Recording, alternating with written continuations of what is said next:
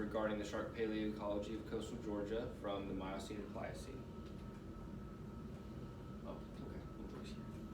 Alright, so shark paleoecology in Georgia is pretty understudied. We have, along the East Coast, we have lots of data on Maryland, North and South Carolina, and Florida, because Florida itself is just like a giant fossil bed.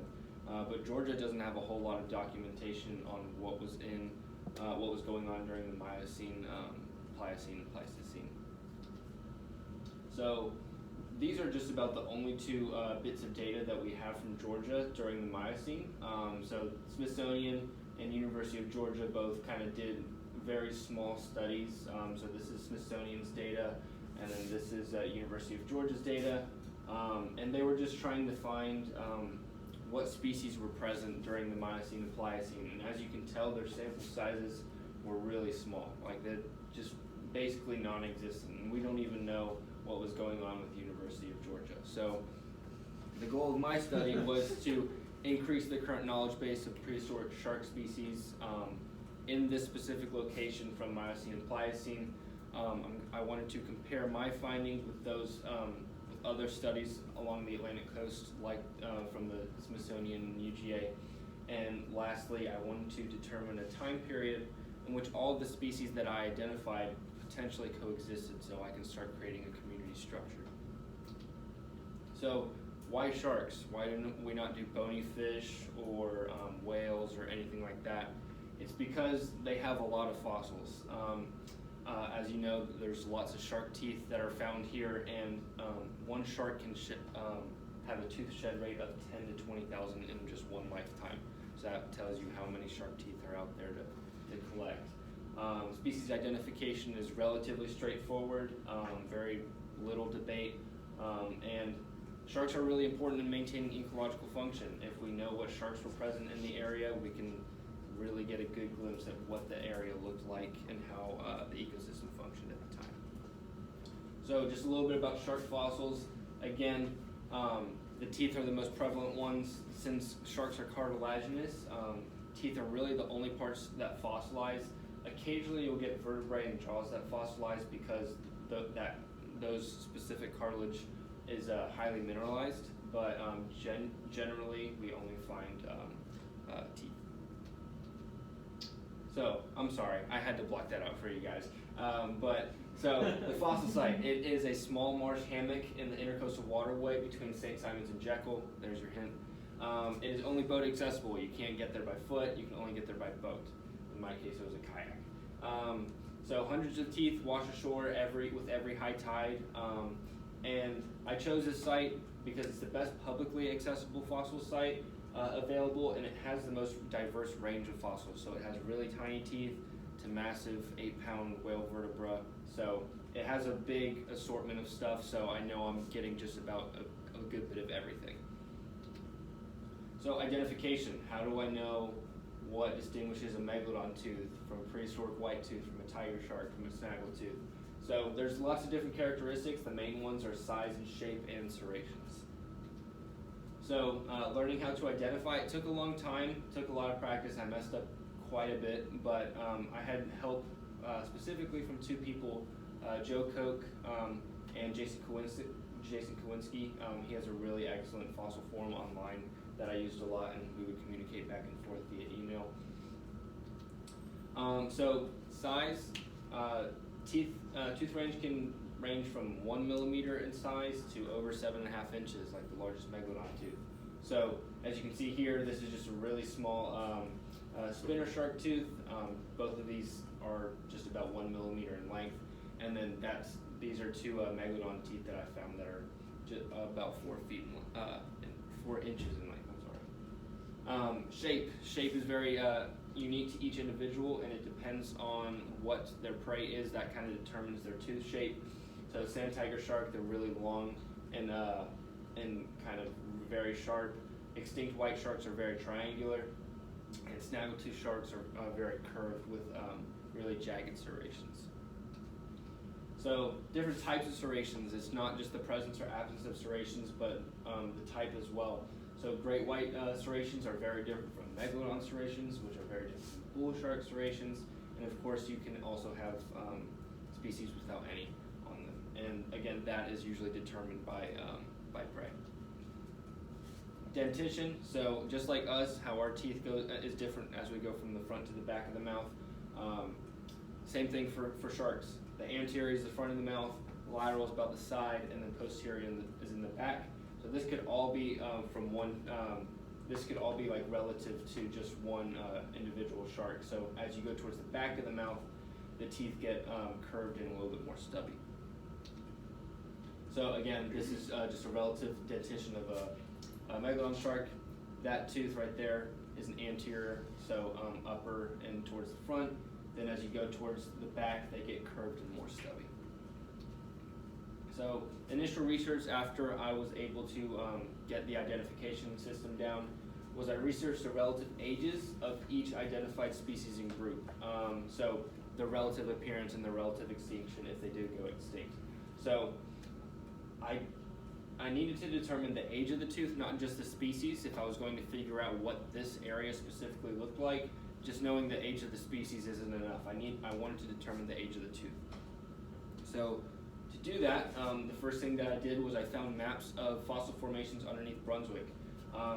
So you can see here in Brunswick, we have the Satilla, Cypress Head, Ebenezer formations, and right here we can see the depth below sea level. Can people, for presentation purposes, can you guys see those numbers or no?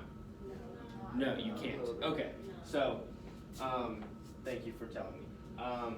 So right here it says negative 21 feet, negative 41 feet, negative 69 feet. So knowing the dredge depth was really important because I could figure out the dredging operations in Brunswick, and that was overseen by the U.S. Army Corps of Engineers. And they do annual dredging. They do it all the time and usually at night. And they were nice enough to give me their operation details, but specifically their depth. I really needed to know their depth because, like before, if I knew the depth that they were dredging, I could figure out which fossil beds that they were dredging into and then figure out their age. So I figured out that their dredging depths were 36, 38, and 41 feet deep, about 15 miles worth of dredging, so quite a bit. And so the next thing I did was sediment analysis to kind of confirm the ages of the fossil beds that were being dredged into, and also learning what kind of depositional environments we were working with. So first thing I wanted to figure out was how deep was the water. The Ebenezer Formation, as you can see, it's outlined in gray there, is described as a nearshore ecosystem, not coastal, so not up against the coast from the time frame that we were working at, but just a little bit offshore, not quite offshore, that technical term, but it's in between, coastal and offshore deep water. And we determined that the community that we were working with existed from around 8 to 3 million years ago. So sea level map, we found a sea level map from the mid-Pliocene, so around 3 million years ago.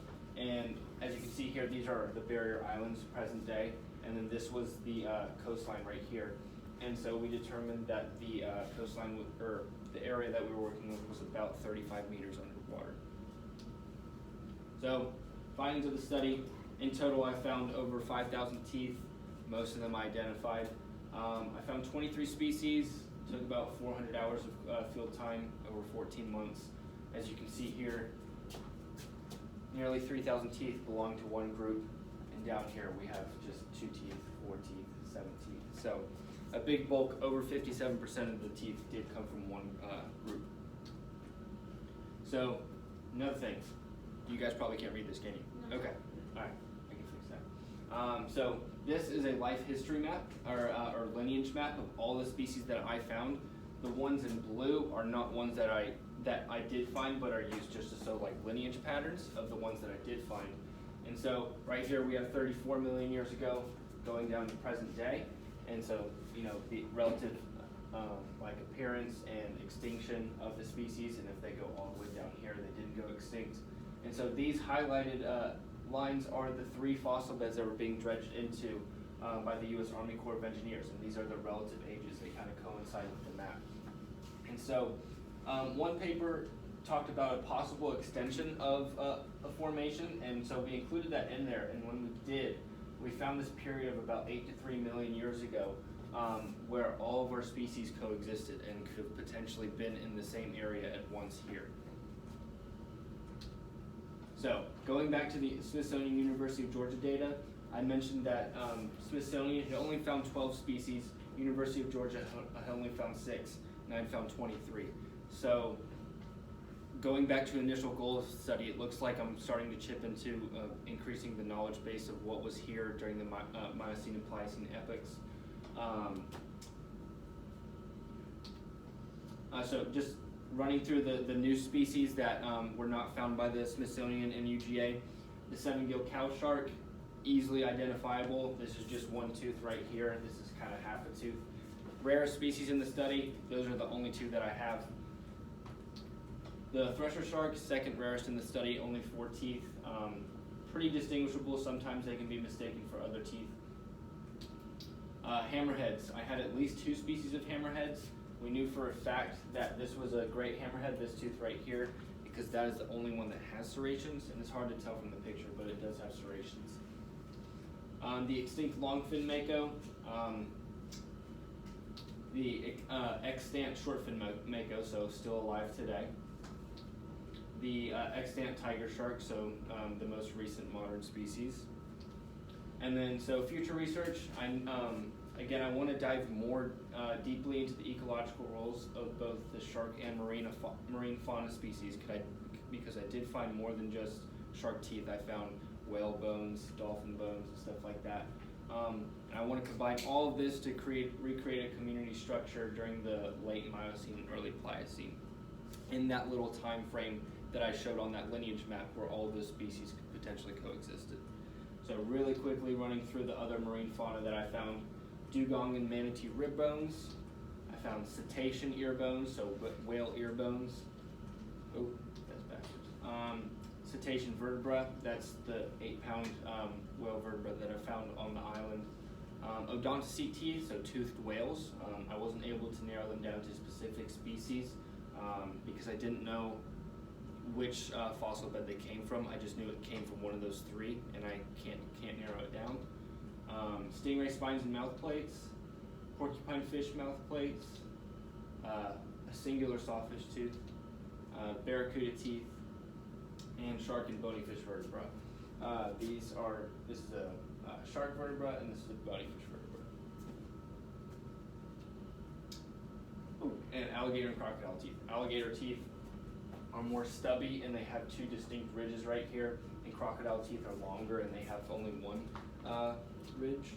And so acknowledgements, I had some help from the Florida Museum of Natural History. They loaned me some of their modern tooth specimens.